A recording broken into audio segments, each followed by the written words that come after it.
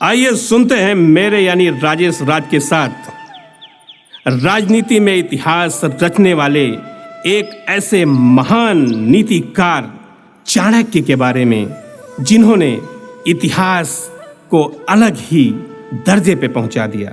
और जुड़िए हमारे इस चैनल के साथ यानी राजेश राज के साथ और कहानी का आनंद लेते रहिए। इतिहास में कुछ लोग पैदा नहीं होते, उन्हें परिस्थितियां गढ़ती है, बनाती है, और जब अपमान अंदर तक उतर जाए तो वही आदमी सम्राटों की किस्मत लिख देता है।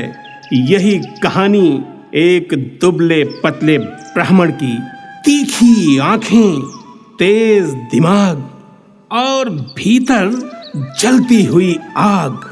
उसका नाम था विष्णुगुप्त। दुनिया उसे बाद में जानने लगी कौटिल्य और चाणक्य। कहा जाता है वह साधारण परिवार में पैदा हुआ, चेहरा आकर्षक नहीं था, रूप से लोग प्रभावित नहीं होते थे, लेकिन जब वो बोलता था लोग चुप हो जाते थे। बचपन से ही उसे राजनीति, अर्थशास्त्र, समाज व्यवस्था में गहरी रुचि थी। उसे दुनिया समझनी थी, सत्ता कैसे चलती है ये जानना था। वह पहुंचा तक्षशिला, जहां दूर दूर से छात्र पढ़ने आते थे। वहां उसने सिर्फ पढ़ाई नहीं की, वहां उसने सत्ता का खेल सीखा। चाणक्य ने समझ लिया था जिनके पास ज्ञान है वही असली राजा है। राजा तलवार से राज करता है, पर सलाहकार राजा के दिमाग पर राज करता है। यहीं से उसकी पहली नीति जन्मी।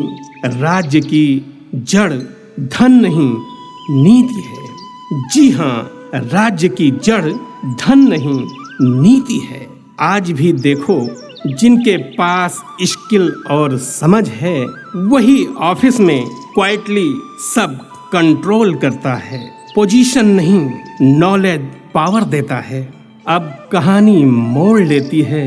उस समय मगध पर शासन करता था धनानंद, धनवान, अहंकारी और अपनी ताकत पर घमंड करने वाला। चाणक्य को बुलाया गया दरबार में।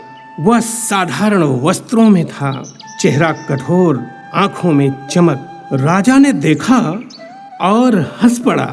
यह हमें राजनीति सिखाएगा। दरबार में लोग भी हंसने लगे। राजा ने अपमान किया, कहा पहले आईना देखो फिर राज्य की बात करना। वो पल इतिहास बदल गया। चाणक्य ने अपनी चोटी खोली और कहा, जब तक मैं इस राजवंश को मिटा नहीं दूंगा, मैं अपनी चोटी नहीं बांधूंगा। कोई नहीं जानता था ये दुबला ब्राह्मण पूरे साम्राज्य की जड़ हिला देगा। चाणक्य ने सीधा युद्ध नहीं चुना, उसने सेना नहीं जुटाई, उसने योजना बनाई। उसने सोचा राजा को हटाना है तो पहले उसकी नींव कमजोर करनी होगी। राज्य की नींव क्या होती है? जनता, सैनिक, खजाना, मंत्री। उसने जनता में असंतोष बढ़ाया, सैनिकों में विश्वास तोड़ा, मंत्रियों में मतभेद डलवाए। धीरे धीरे मगध अंदर से खोखला होने लगा। इससे हमें यह सीख मिलती है, आज भी अगर कोई बड़ा सिस्टम गिराना हो तो सामने से लड़ना बेवकूफी है। सिस्टम की वीक पॉइंट पहचानो। एक दिन उससे मिला एक लड़का, आंखों में आग, गरीब पर महत्वाकांक्षी। वह था चंद्रगुप्त मौर्य। चाणक्य ने उसमें देखा सिर्फ लड़का नहीं, भविष्य का सम्राट। उसने उसे शिक्षा दी, रणनीति सिखाई, राजनीति का हर पैतरा समझाया। चाणक्य ने चंद्रगुप्त से कहा, जो खुद की इच्छाओं पर काबू नहीं रख सकता वह राज्य नहीं चला सकता। उसे सिखाया धैर्य, गुप्तचर व्यवस्था, धन प्रबंधन, कूटनीति, यहीं से अर्थशास्त्र का बीज पड़ा। चाणक्य ने जो लिखा वह सिर्फ किताब नहीं थी, वह सत्ता चलाने की पूरी ब्लूप्रिंट थी।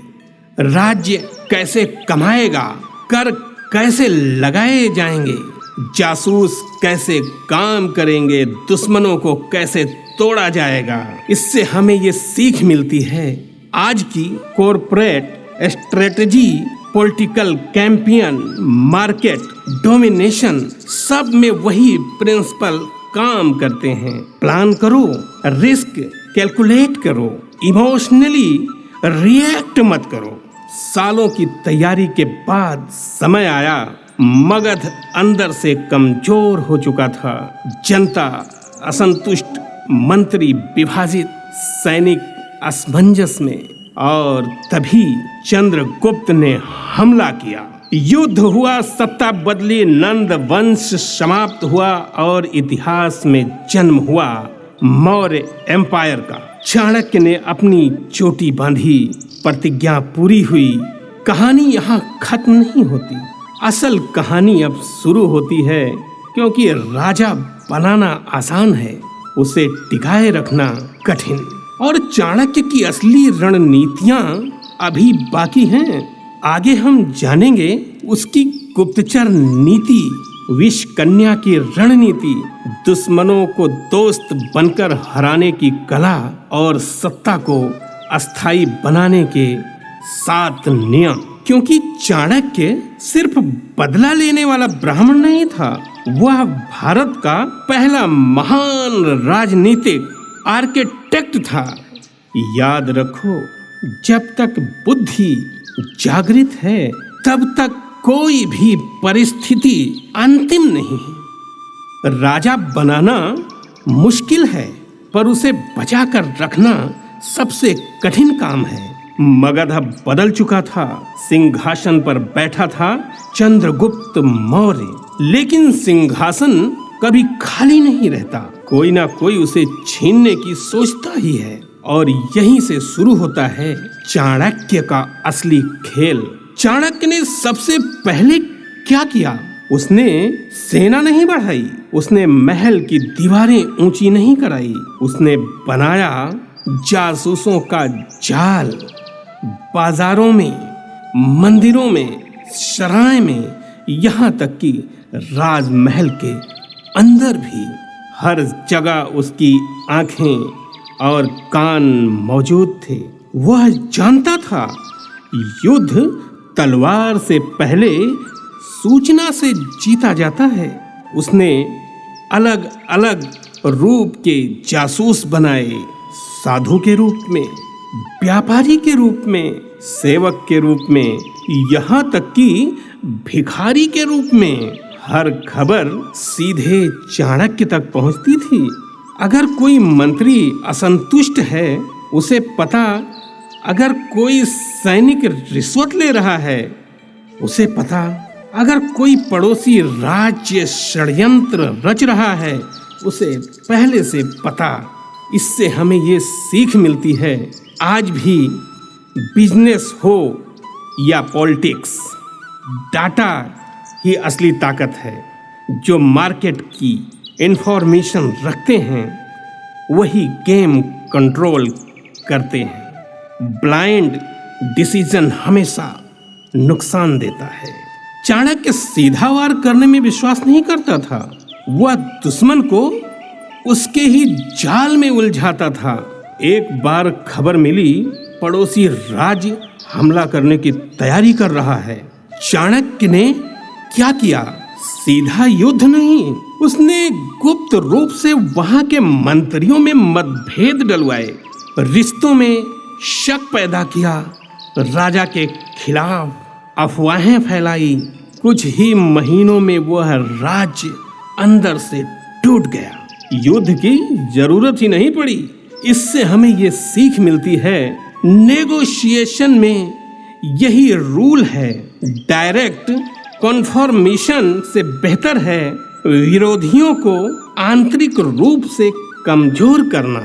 सम्राट लोग शोर नहीं करते, चाल चलते हैं। इतिहास में एक शब्द आता है विष कन्या।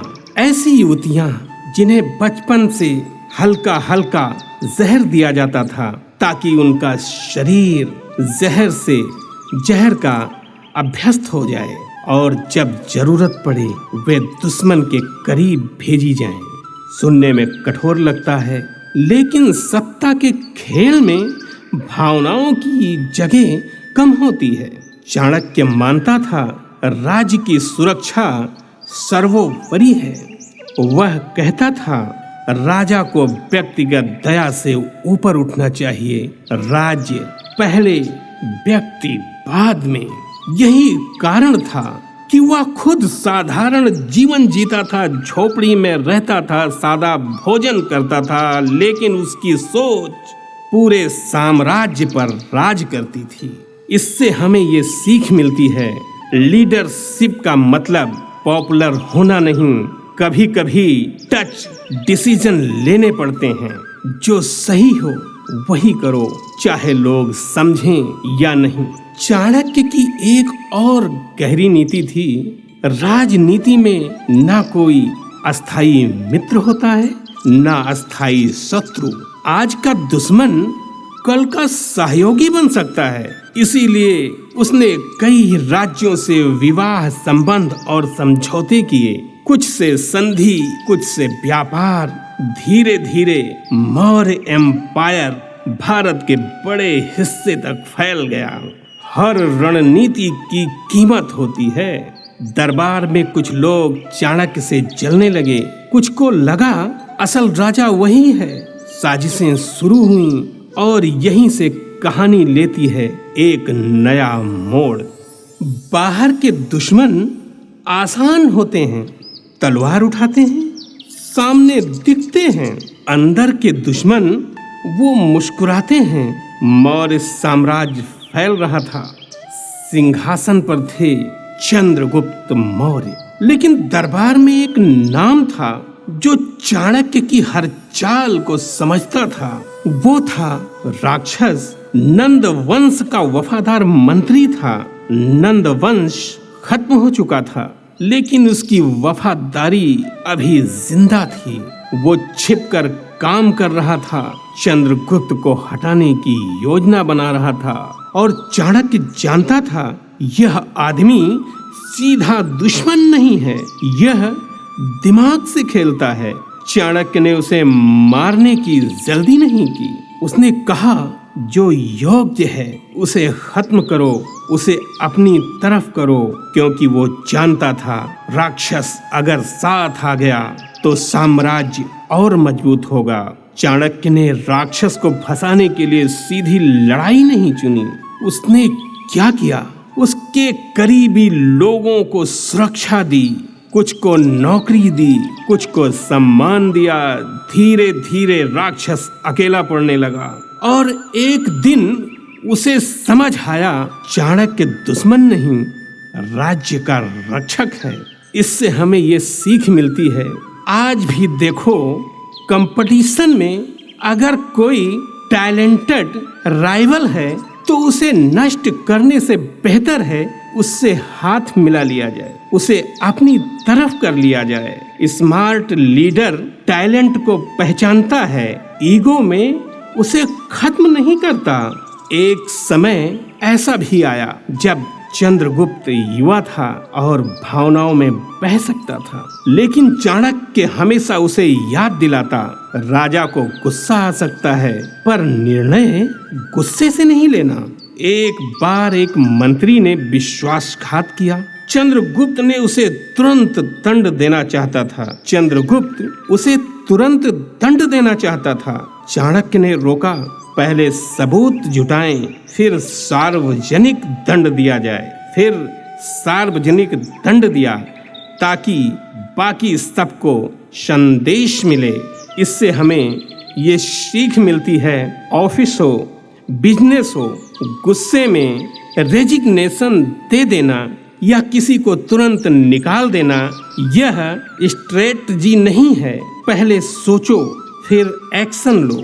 इमोशन टेम्परेरी होता है, डिसीजन परमानेंट। लेकिन कहानी यहीं शांत नहीं हुई। कुछ दरबारी चाणक्य से जलने लगे। उन्हें लगा सत्ता असल में उसी के हाथ में है। एक साजिश रची गई। चंद्रगुप्त की रानी के मन में चाणक्य के खिलाफ शंका डाली गई। कहा गया वो तुम्हारे बेटे के लिए खतरा है। शक सबसे खतरनाक बीज होता है। कहते हैं एक समय ऐसा आया जब चाणक्य ने राज्य की सुरक्षा के लिए कठोर निर्णय लिया। वह जानता था राजा की कमजोरी पूरे साम्राज्य की कमजोरी बन सकती है। इसीलिए उसने हर संभावित खतरे को जड़ से खत्म किया, चाहे वो कितना भी करीब क्यों ना हो। इससे हमें ये सीख मिलती है, लीडरशिप में कभी कभी पर्सनल रिलेशन सैक्रिफाइस करने पड़ते हैं। अगर ऑर्गेनाइजेशन बचानी है तो टच कॉल्स लेने पड़ते हैं। हर डिसीजन इमोशनल नहीं हो सकता। लेकिन इतनी रणनीतियों के बीच क्या चाणक्य इंसान रह गया था या सिर्फ एक रणनीतिक मशीन बन चुका था? रात को वो अकेला बैठता था, तेल का दिया जलता था और वो अर्थशास्त्र लिखता रहता था, बाहर से कठोर, अंदर से तपता हुआ।